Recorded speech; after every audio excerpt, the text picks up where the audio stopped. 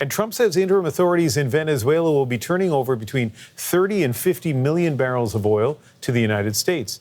In a social media post, he says the oil will be sold at market price. He'll control the money to ensure it's used to benefit the people of Venezuela and America. He says the oil will be taken by ship to unloading docks in the United States. Many are watching for the potential impact on Canada's oil industry as the South American country produces a heavy crude similar to Western Canada. Paula Duhatschek is following that angle and joins us now from Calgary. And how are stakeholders on this side of the border assessing the risk to Canadian exports?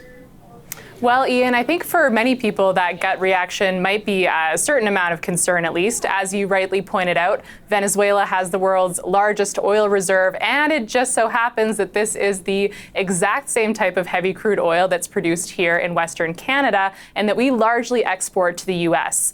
So, of course, the concern is that this uptick in production in Venezuela could mean more competition for Canadian crude, especially for a small but significant portion of our exports that are sent to refineries on the U.S. Gulf Coast. Now, Prime Minister Mark Carney was asked about this today, but he told reporters that in his view, he feels the Venezuelan oil industry is no match for Canada. Here's what he said at a summit in Paris. It's been our view, and we're working towards this, that Canadian oil will be competitive because it is low risk, clearly low risk. Low cost, the marginal costs, there's been huge progress in getting down the costs, and low carbon, which is what the Pathways project, carbon capture, will bring.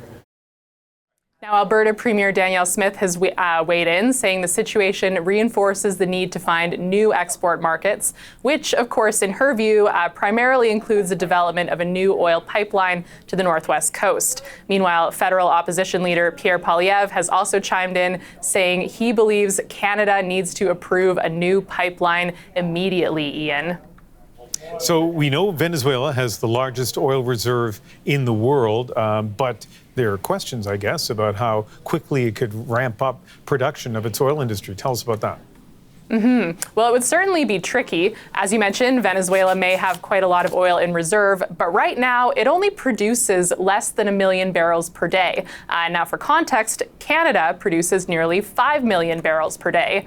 As you mentioned in your intro, the U.S. administration is trying to push oil companies in that country to reinvest in Venezuela, but analysts say there might be some reluctance in the private sector given just how much time and money it would take to revamp the country's oil industry, and of course, given the ongoing political instability there. Let's take a listen. We have to remember that many of the U.S. companies that were operating in Venezuela abandoned Venezuela. There was no one taking care of the infrastructure. And so to get that back to normal, to really start to replace a significant amount of Canadian oil from Venezuela, which the U.S. I think wants to do, is going to take at least 2 to 3 years. So again, plenty of speculation about what the situation in Venezuela could mean for the Canadian oil patch. But analysts, or many of those we spoke with in any case, believe that if there is impact, this would be somewhere further in the future. Still, of course, not a great start to the year for oil patch executives here in Calgary, who are also dealing with persistently low commodity prices and, of course, other geopolitical challenges. Ian? Paula Duhatschek in Calgary, thank you so much. Thank you.